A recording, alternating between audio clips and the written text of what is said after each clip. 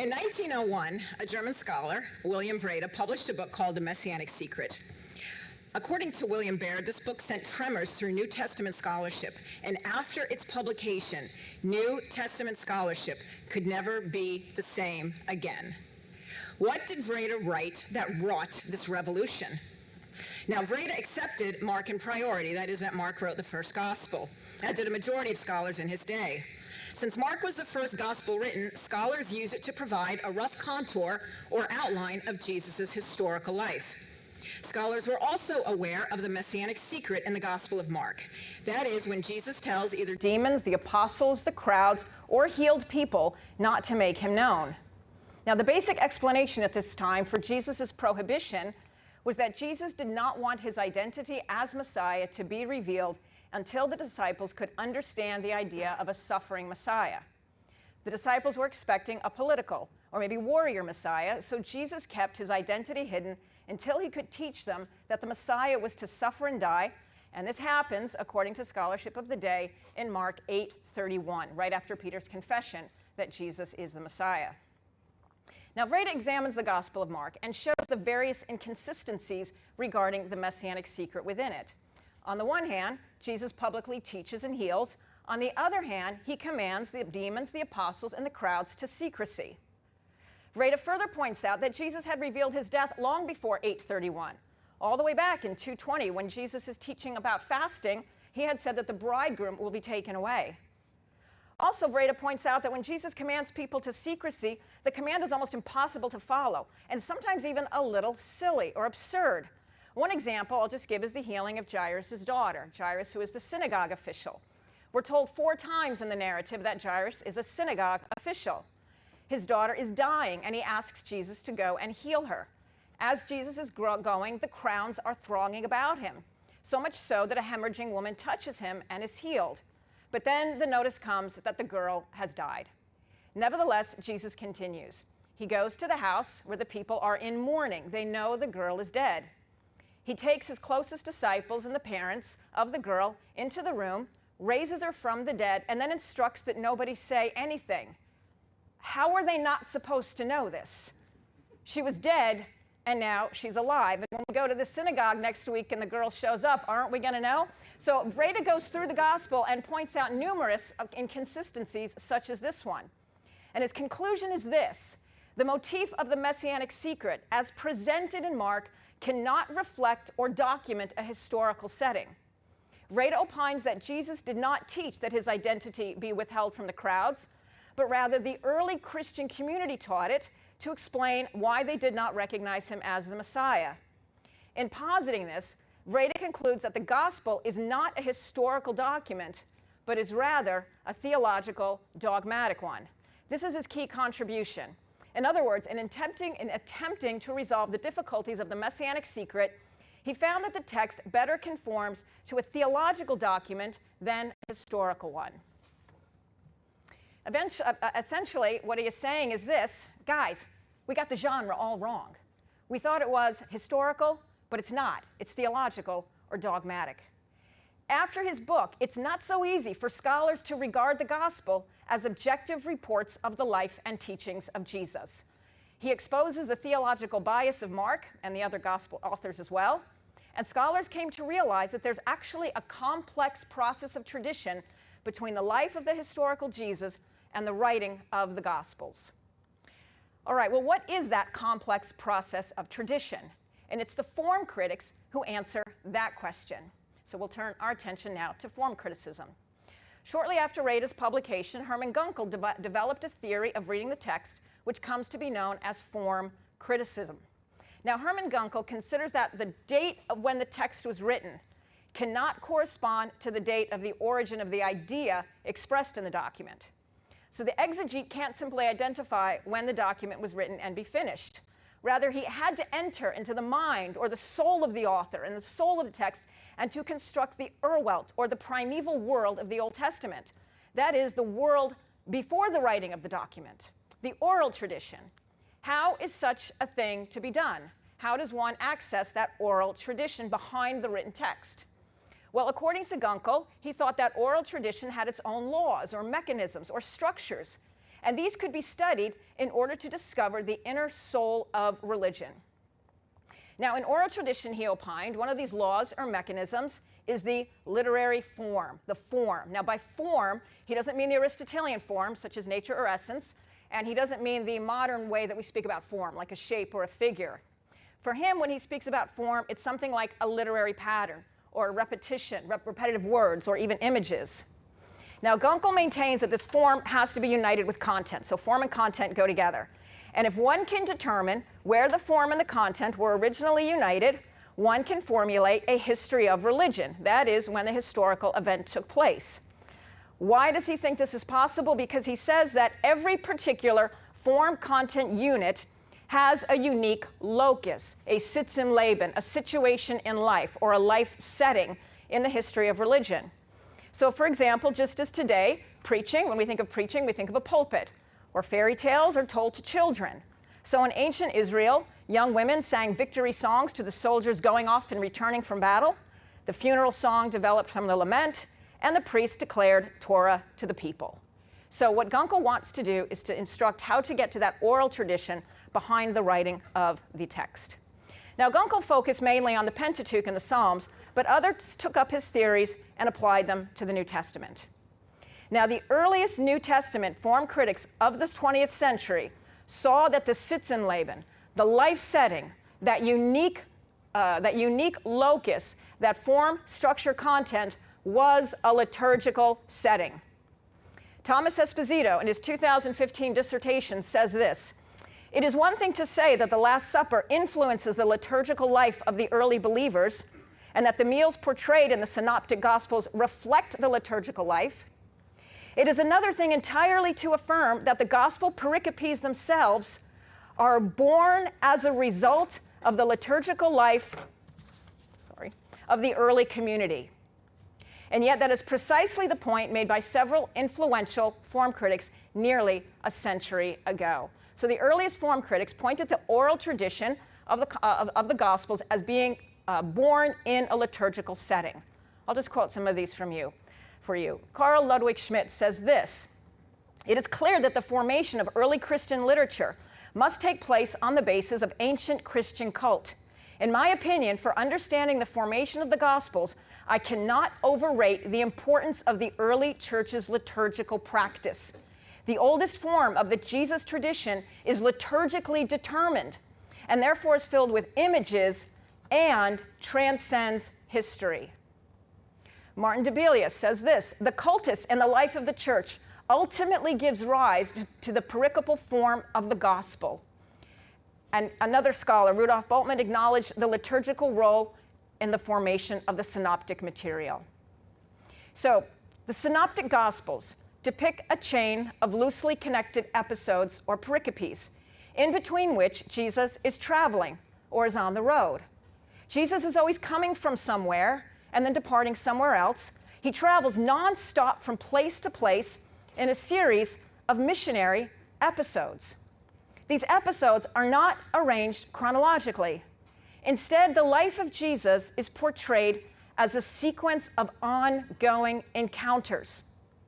The gospel episodes were formed for audiences just like those in the narratives, those who approached Jesus in the Christian assembly and needed something from him, just as those who originally met Jesus during his earthly existence.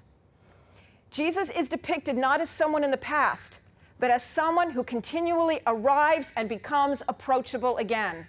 And here I quote from Mary Healy: "The Gospels were not written to promote, defend, or perpetuate the memory of a dead man. The Gospels were written to bring about an encounter between the living, risen Lord and those in the worshiping assembly." So just as Jesus did in his earthly life, so too in the liturgy does the Lord come and meet a variety of people who approach him and reveal to him their needs. Dennis Farkas Falvey says it like this: "It was therefore in a Eucharistic cradle provided by early Christian worship that the narrative tradition which stands behind the synoptics was formed and shaped in a live exchange with an audience assembled for hearing about Jesus." So we can imagine in these first Christian communities, before there was a gospel written, someone might come in and say something like, my daughter is ill. Well, Jesus met people whose daughter was ill, and this is what he said, and this is what he did. So you see how the needs are the same. And it's in that encounter that the narrative tradition of the gospel begins to be formed. What I would like to do tonight is examine one portion of the narrative of the Gospel of Mark, and that is, oh, hang on, I think I got my slideshow. Oh, no, let's go back, not yet, sorry. I would like to examine one section in the Gospel of Mark, and that's Mark 6:34 to 8:21, where the word artos, or bread, is present 16 times. So the word artos, or bread, will come up in the Gospel of Mark 19 times. But there's this cluster that comes about right in the center portion. And what I'll do is I'll show you that. I've got a document to show you that. And, okay. Because I have nothing better to do with my life, I put the Gospel of Mark here. And what I did is I put in red every time the word artos comes up. So you can see it here. You see the little word artos there? Yeah, there it is. Okay, that's right. And as we go, are you in pain? And as we go through, you see it comes up just once there. And we're going through, there it is again, okay. But then all of a sudden, boom, boom, boom, we're just hit with this artos all over the place. All right, so this is our artos section here in the Gospel of Mark. Then it goes away, and we don't see it again until the end, all the way just one more time, and this is the Last Supper in Mark 14. All right, so we can clearly see that there's a cluster of this word bread. And here, what is Jesus doing? It's my contention that he'll be teaching on the Eucharist. All right, so that's what I'd like to examine with you today. All right, let me get our PowerPoint back up here.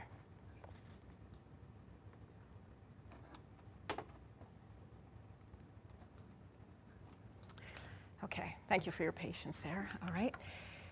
All right, so there's a cluster of the word in 634 to 821. Out of the 19 times that the word artos is used, it appears in this. Now, if you go through the gospel, there's actually 3 similar phrases where the word artos is employed in a strikingly similar phrase. In 641, he blessed and broke the breads, the artos, and gave them to his disciples. We see nearly the exact same phrase in 8:6.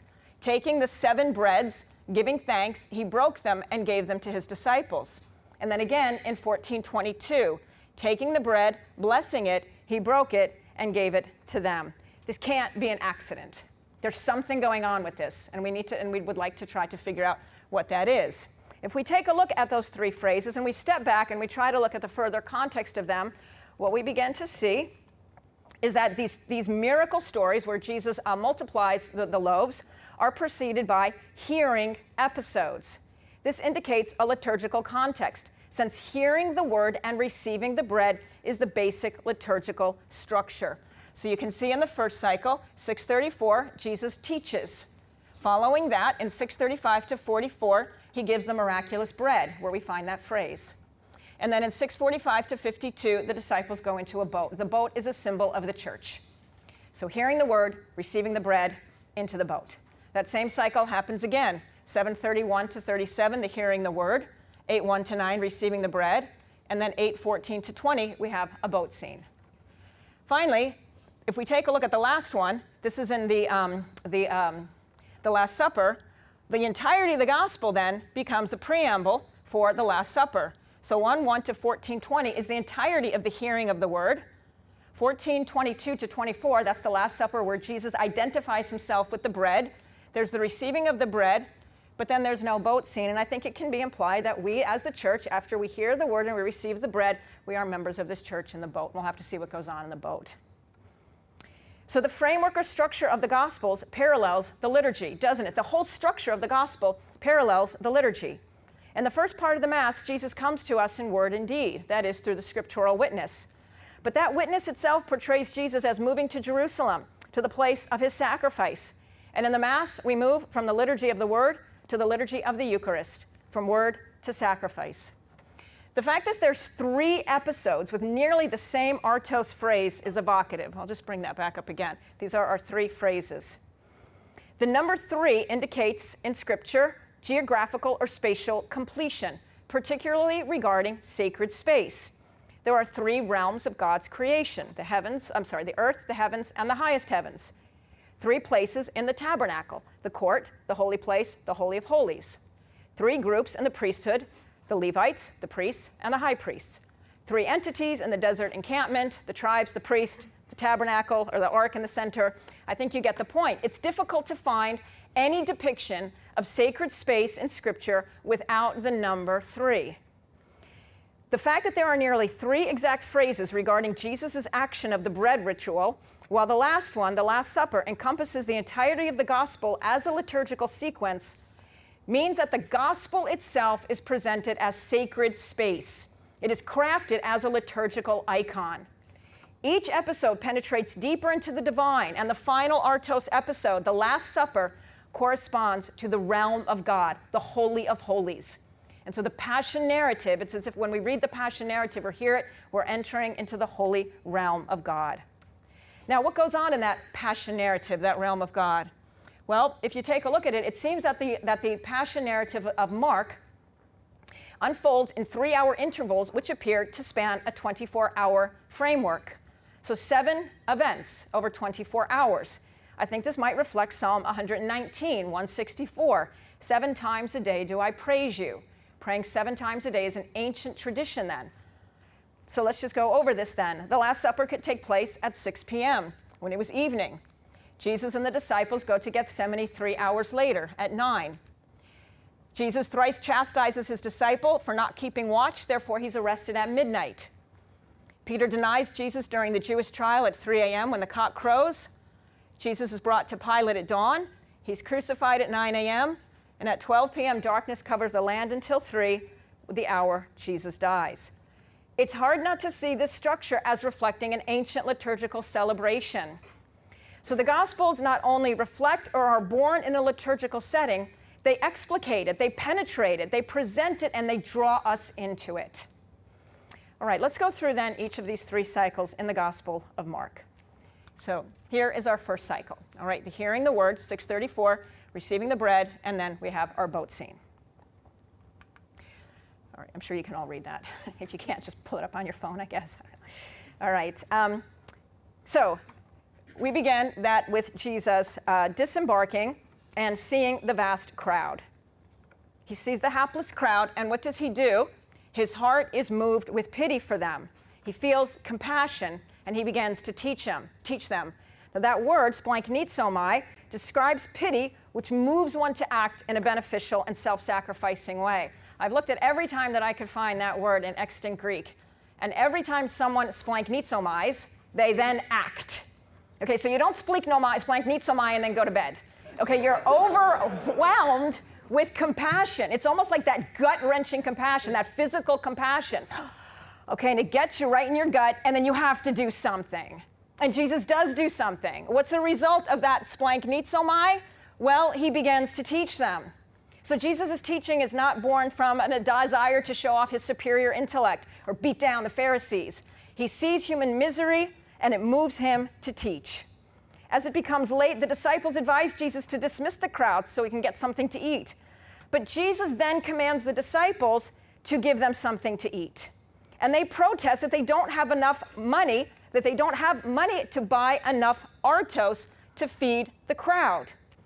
Jesus then commands them to go and gather what artos or what loaves they have.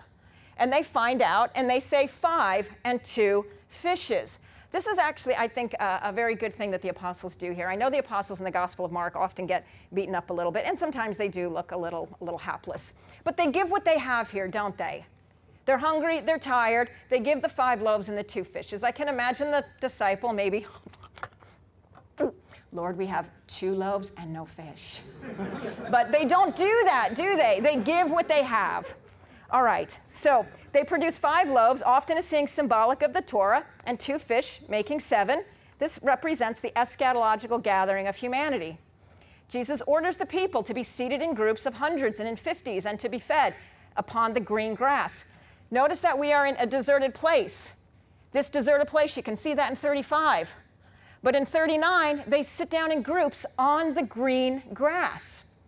This might be an allusion to Psalm 23, which in the Septuagint says this: "In a place of green grass, there he has made me dwell. He has nourished me by the waters of rest." Probably also maybe in the background is Psalm 84. Blessed are those whose hearts are on pilgrim ways. As they go through the bitter valley, they make it a place of springs. So Jesus takes the deserted place and turns it into something like a lush garden. He takes the 5 loaves, looks up to heaven, blesses and breaks them, and gives them to his disciples, who then distribute them. Notice now the disciples are capable of feeding the crowd. That is, they are capable of obeying the first commandment that Jesus gave them to feed the crowd because they obeyed his second commandment. They brought what little they had and they gave it to the Lord. The crowd eats and they're satisfied, probably alluding to Psalm 145:16, which depicts God as satisfying his people. And finally, the fragments are gathered, the klasmata at the bottom, the klasma. This is the word that's used in the Didache for the Eucharistic species. Why would the Didache use that word? It's probably drawing it out from here. The fragments are gathered in 12 baskets, and that's a number corresponding to the 12 tribes, a reminder that Jesus is gathering around himself a new Israel. After this, we have the boat scene. Mark 6:45-52 recounts something of a miracle at sea. Jesus compels his disciples to get into the boat, right? He makes them get into the boat. They are voluntold to get into the boat, okay? And they precede him to the other side toward Bethsaida while he dismisses the crowd. Now, the boat in the Synoptic Gospels is a symbol of the church, as I've said. Jesus is testing his disciples to see if they can navigate the boat in the winds without him. Unlike the parallel episode in the Gospel of Matthew where the boat is buffeted, in Mark, the disciples are in distress. The verb basanizo, here translated tossed about while rowing, or sometimes straining at the oars, illustrates their torment. This word is used another time in the Gospel to describe the activity of the legion of demons. And the book of Revelation uses it to describe cataclysmic destruction. And by the 2nd century, the word was deployed to describe martyrdom. All this means is that the disciples are passing through the night of their lives. This is a severe trial. They can't get the boat to shore.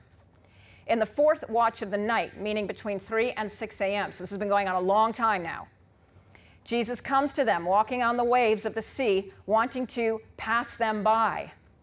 Now, in the Old Testament, God passes by Moses and Elijah, and thus the appearance of Jesus is likened to an epiphany of God. Given this, the Old Testament references, Jesus wants to pass them by to give them the strength and the courage to succeed in their mission. But he is thwarted by their lack of recognition and their fear, and he immediately reveals himself using the name of God, ego eimi, gets in the boat, the wind ceased, the trial's over, the disciples have failed. They have not been able to get the boat to shore. Why? Why not? What's the explanation?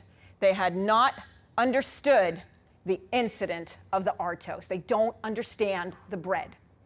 So somehow in the mind of Mark, getting the boat to shore is interwoven with an understanding of the loaves. Okay, why is the failure linked to this bread? This is not an easy one to answer, but only in the prior episode are the disciples directly involved in any miracle in the multiplication of the loaves. They were given the impossible command to feed the people, but their subsequent obedience to Jesus enabled them to obey that command. Similarly now, the disciples are compelled to get into the boat and row to Bethsaida, an equally impossible command because of the winds. Given the prior sequence, the disciples should have expected Jesus to render them capable of fulfilling that command. And in fact, that's exactly what Jesus was doing. He was coming to them in a mysterious way to give them supernatural help. But the disciples fail to recognize him because they don't understand the bread. Not understanding the bread is linked to the non-recognition of Jesus. Presumably, if the disciples had understood about the bread, if they had recognized Jesus, they would have received his authority and the capacity to overcome their human limitations and have successfully navigated the water. Thus, recognizing Jesus and understanding the bread are two interwoven realities. So, in this first liturgical sequence, Jesus is depicted as the shepherd who teaches and feeds his people as God did in the Old Testament. Recognizing Jesus and understanding the bread are interwoven realities which are necessary to navigate the boat and bring it to shore. Okay, that's the first cycle. We're going to do this all over again. You ready? All right, here we go. All right, let's keep going. Okay. All right, so our second sequence is much longer. We go here from 7:1 to 8:21. Oh, I thought I had the second cycle. All right, so here, 7:31 to 37, we hear the word, and then we receive the bread, and then we're going to have a boat scene. Now, this cycle is much longer and is much more developed. So I'll go through the various pericope, but it's with a bit of haste. Okay, so Mark 7:1 to 23. This is a rather long episode, but you can see the teaching on artos continues. We see artos appears in verse 1, and it appears in verse 5. So the bread remains a part of what Mark is teaching us. So we have here a controversy about eating bread with unwashed hands. And the Pharisees are questioning why the disciples eat artos, or bread, with unclean hands. This goes against the tradition of the elders. This elicits a strong rebuke from Jesus, who accuses them of being more concerned with their traditions than the commands of God. And he teaches them that nothing which enters a person can defile. But Jesus also rebukes the disciples for being without understanding concerning the teaching of the bread and defilement. And then he declares all foods clean. That's in verse 19 here. Wait, hang on. Yeah, verse 19. Yeah. Indicating that the Gentiles are not defiled by what they eat. So defilement does not come in eating with unwashed hands, although honestly, post-COVID, I think we're all on Team Pharisee here, aren't we? All right. So eating the bread with unwashed hands does not defile, and neither does eating any foods defile. So this enables the Gentiles to partake in the gift of the artos, which will be given to them later in chapter 8. Now, Mark in 7:24-30 enters the pagan territory of Tyre, so he is now in Gentile territory. He wants to remain unknown, presumably, to further instruct his disciples on the significance of the bread. They haven't understood the bread. Their hearts are hardened. Jesus needs to get them ready. Despite this, a Syrophoenician woman finds him, and she begs Jesus to cast a demon from her daughter. Jesus replies that the children should be fed or satisfied first. That's the same verb that was used in the first feeding miracle, the only other time in the Gospel of Mark where this word has been used. Jesus continues his act of feeding or instructing his disciples or children who have not understood about the loaves. And until they do, Jesus does not intend to engage in any further public ministry. But the woman agrees with Jesus that the children should be fed first, changes the dog metaphor from a scavenger to a house pet who receives food from the table, inviting Jesus to consider the Gentiles as invited guests who partake in the crumbs of the children. By reconfiguring the food, the bread, as crumbs, this woman is illustrating that what she is asking from Jesus is very little. It's entirely within his power to give it to her, and it would not deprive the children of what is rightfully theirs. In other words, she tells Jesus, you can do both. You can instruct the disciples and grant my request. Because of her word, Jesus acquiesces, unlike in Matthew, where Jesus marvels because of her faith. The woman has demonstrated that, unlike the disciples, she has understood the superabundance of the artos and Jesus' capacity to give it.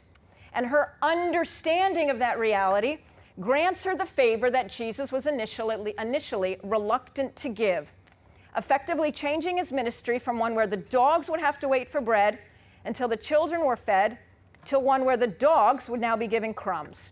And it's her word that will set off the next two pericopes in Gentile territory, culminating in a situation where the Gentiles receive the bread. Okay, so those two episodes are setting us up for the gift of the bread to the Gentiles. Let's go to the hearing episode. This is 7:31 to 37. Jesus continues to be in pagan territory. He goes into the Decapolis. And here we have a miracle. The people bring to him a deaf man with a speech impediment, and they beg Jesus to lay hands on him. Jesus places his fingers into the man's ears and uses his spittle to touch the man and to make his tongue alive with his own life. Jesus then looks up to heaven, he groans and commands that the man's ears be open. The man immediately hears properly, and the Greek says the chains of his tongue are loosened. The chains of his tongue are loosened, and he speaks correctly.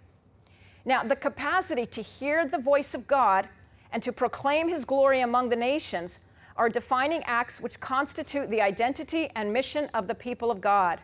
This deaf mute had never heard the word of God. He'd never heard the good news. He'd never heard the Torah preached. So he is symbolically representative of all Gentiles who have never heard the word of God and have been deprived of its life-giving force and vitality, but now are miraculously rendered capable of hearing God's word and proclaiming his glory. So I talked about the tongue, right? The chains of his tongue are loosened. But what Mark says about his ears is also interesting. He doesn't say that the man's ears are opened, though Jesus puts his fingers in the man's ears, but rather that the man's capacity for hearing is opened.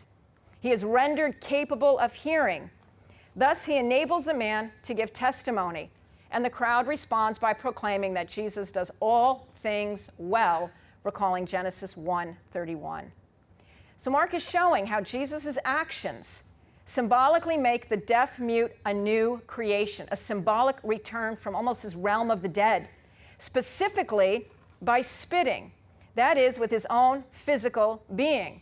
The reference to Genesis 1:31 also points to the act of creation, precisely that of humanity on the sixth day. But why the groan? Why does Jesus groan? He looked up to heaven, he groaned, and he said to him, "Be opened." Well, the groan here is an expression of pain. This reflects, I think, Jesus' sacrificial death, memorialized in the liturgy. This groan indicates a vocal expression of inner grief or suffering. This is unusual, isn't it? Only this miracle elicits a cry of pain from Jesus. The other miracles don't seem to cost him at all. Never after Jesus heals someone does he say, "Guys, I just got to take a break. Give me a couple of minutes. Can someone get me a cup of coffee?" Never, never. He heals and he moves on. He's got boundless energy. Only here do we see this groan, this kind of cry of pain from Jesus. And it expresses the sacrificial ransoming aspect of this healing. Notice how his body is used to give this man new life. Jesus takes the suffering and death of the deaf mute into himself, and through his body, his spittle, gives the man new life born from his own life. Jesus, as the representative of the sick person, and for his sake, presents that person's suffering to God with extraordinary empathy. So the man can now hear, right? This is the hearing of the word. Now let's go to our miracle, the second feeding miracle. So Mark 8:1-9 recounts a second feeding miracle in the desert with many similarities to the first feeding miracle, indicate that the two need to be read as mutually interpretive.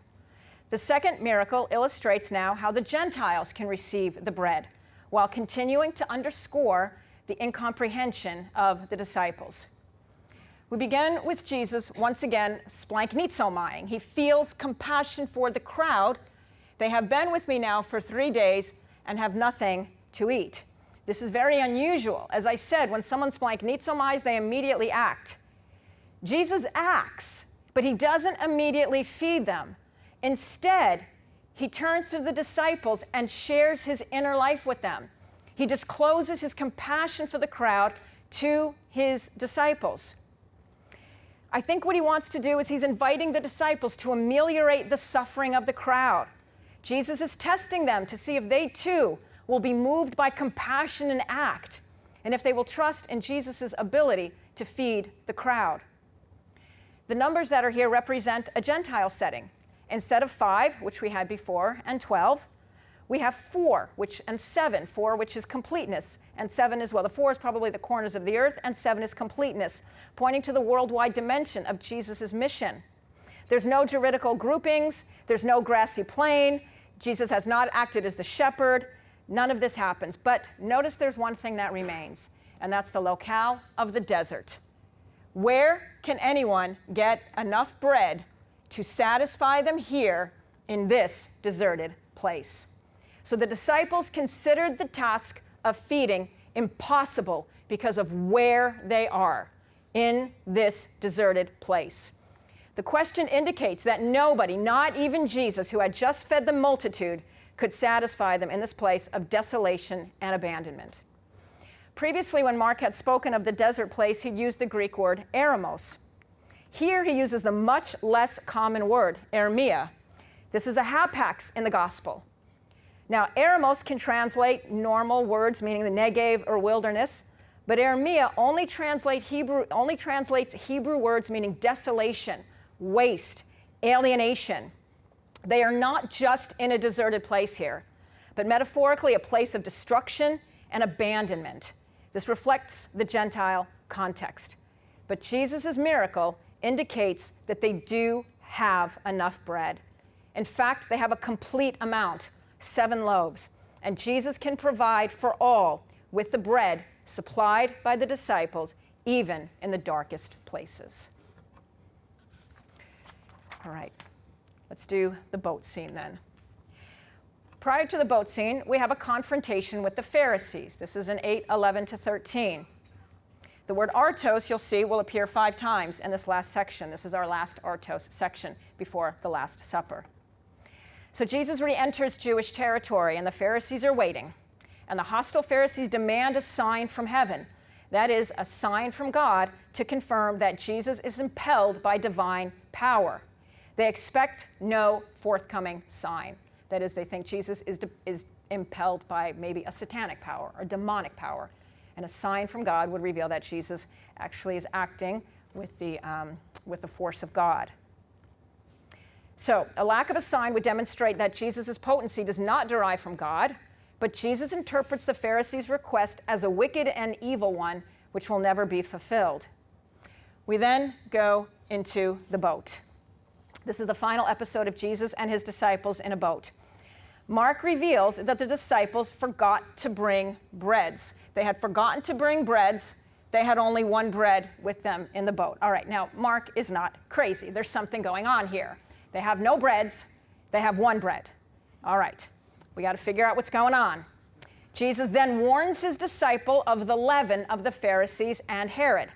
Leaven or yeast is essential to fermentation and baking, but it can also make the bread stale or moldy. So that's why it's a good symbol of corruption in the Old Testament and in the New here.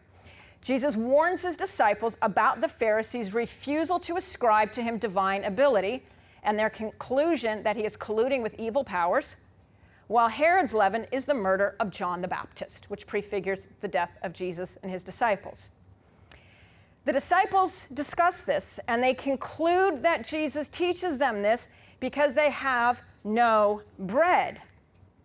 Why do they conclude this? This is not easy to follow, but it seems that they interpret Jesus' warning of having no bread, or as avoiding the leaven, as Jesus telling them that they will suffer hunger. Because they cannot partake of the leaven or the Pharisees, nor the leaven of Herod, thus they will have to remain hungry. They have no bread, they consider. They've forgotten that they have 1 bread, right? And truth be told, this is a difficult thing to avoid the leaven of Herod. Herod's party was great. The most famous people were there, probably the finest wine. The Pharisees are powerful people. And so to avoid all of these luxuries in life, the disciples conclude that they're going to be hungry. Following Jesus leaves people hungry and wanting, right? That's, I think, what they're thinking here. But this discussion elicits a strong rebuke from Jesus. They get a little talking to here. Specifically because they think they have no bread. Jesus excoriates them for not hearing, seeing, or remembering. But instead of showing them the 1 bread, look guys, here's the bread. It's in the sack, or James has got the bread. He doesn't do that. So remember, the argument is over the 1 bread. He doesn't say, here's the 1 bread. Instead of showing them the 1 bread, he reminds them of the overwhelming abundance of the bread he gave them when he fed the crowds, thus identifying himself as the 1 bread that they do have. The disciples think they are without bread because they haven't recognized the 1 bread, that is Jesus. But rather, they have more than they could possibly imagine. They have Jesus who can feed thousands and have plenty left over. They have oodles of bread. They got bread coming out of their ears Because they have Jesus. And if you have Jesus, they will never be hungry. As Jesus says in 6:35, anyone who comes to me will never hunger. And as the disciples were hard-hearted after the first miracle of the loaves, so do they remain. And once again, understanding the presence of Jesus is interwoven with recognizing and understanding the bread.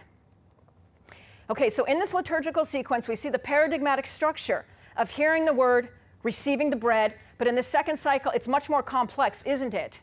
The basic idea is that the Gentiles are not defiled by what they eat. Then, because the Syrophoenician woman understands the powerful capacity of Jesus to give superabundant bread, Jesus changes his mission. He enables, the deaf-mute to hear, a symbol of all Gentiles, and then gives bread in a wasteland where life seems impossible. The Pharisees remain hostile entities whose corrupting influence can distort the identity of Jesus. The disciples don't seem to know of the one bread in the boat, which Jesus identifies as himself, who is capable of feeding thousands with plenty remaining. And finally, the liturgical action, that is, the gift of hearing and receiving the bread, spring from the empathy and compassion of Jesus, which he allows his disciples to see and experience. This term artos has appeared 16 times now. It's been a major theme, as we see. It's going to be used one more time, and that's in the Last Supper, 14:22. Let's take a look at that now.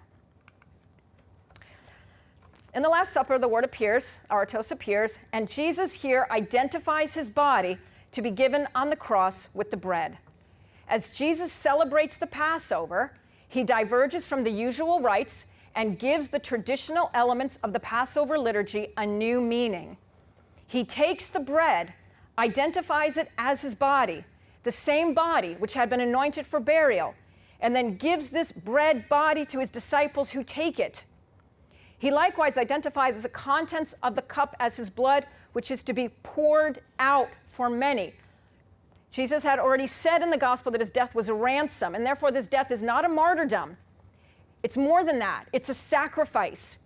Jesus therefore reconfigures the Passover meal, showing that the ransom will not come from the animal sacrifices in the temple, but from his sacrificial death.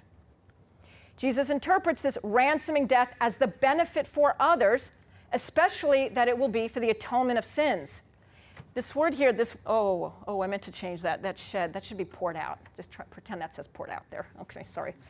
Yes, Jesus offers his own blood to be poured out. That's 14:24, at his death for the atonement of sins. Just as the priest poured out, that word is very evocative because it's used in Leviticus for the blood which is poured out for the atonement of sacrifices. That same verb is used now at his death for the atonement of sins. Finally, the acts of taking the bread/body, and drinking from the cup of wine/blood bring the disciples into union with Jesus, but also draw them into his future atoning death and resurrection. I think when we look at all these cycles together, what we are seeing is that Jesus is the miraculous bread which is to be given in the future reconfigured Passover liturgy. He's the one bread in the boat who feeds the crowds. He can nourish in any dark wasteland. He atones for their sins. We see the two miraculous meals conclude with the disciples distributing the bread to the crowds. This pattern within the meals implies that the disciples take this bread, which is identified as Jesus' body, and they are to distribute it to people in future celebrations of the reconfigured Passover meal. So the communion that Jesus has with his disciples now, through the mutual eating of this bread, will continue through the disciples to others after his death. All right, so let me just conclude, and we'll bring this home then. I'm going to just conclude with 5 points. All right, number 1, the 2 episodes of the miraculous loaves can be seen as liturgical sequences in tandem with the Last Supper episode, also a liturgical sequence. And when all 3 are considered, it can be concluded that Jesus' body is the miraculous bread given to the disciples. The second point, I think, that's been shown, it's necessary for Jesus' followers to understand the significance of the bread, because this understanding impacts one's future activities or requests. Both times after the bread miracle, there's a boat scene where the disciples don't understand the bread because their hearts are hardened. In the first case, their lack of understanding results in fear, non-recognition of Jesus, and the inability to bring the boat to shore. In the second case, they're unable to recognize the deceit of Herod and the Pharisees, nor do they recognize Jesus as the one bread in the boat. Contrary to this is the Syrophoenician woman, who understands the abundance of the bread and recognizes Jesus' capacity to give it. And thus, the miracle she receives for her daughter is in conjunction with her understanding of the bread. All right, third, the hearing the word, receiving the bread, as I've said like 1,000 times now, is the basic liturgical structure.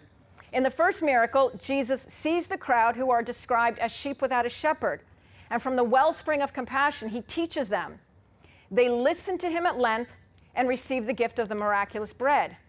The liturgical paradigm is more dramatic in the second bread miracle. Jesus takes the deaf mute who never has heard the word of God, enables him to hear, and gives testimony. And after that, the Gentiles receive the gift of bread in an alienated wasteland. Now, each of these basic paradigms is followed by a boat scene.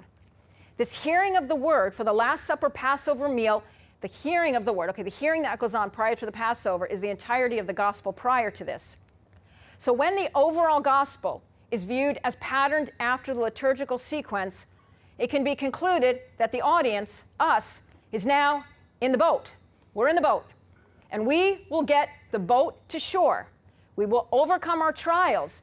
We will receive from the Lord, which we desperately need, inasmuch as we hear, remember the bread, understand the bread, which is identified with Jesus. Fourth, the disciples. The disciples are involved in the two bread miracles in a way that they're not involved in any other miracle. Jesus not only commands them to feed the crowds, but takes the little that they have and accomplishes for them what he commands. Now, this is interesting. We've been told they're hard of heart. We've been told they don't understand, but they are still able to feed the crowds, aren't they? How does this happen? Well, they can feed the crowds when they are obedient to his subsequent commands, even when they don't understand the significance of the bread. Given the connection between the bread miracles and the Passover meal, it can be concluded that in future Passover meals, the disciples will give the bread, even if they don't understand, provided they follow the subsequent commands.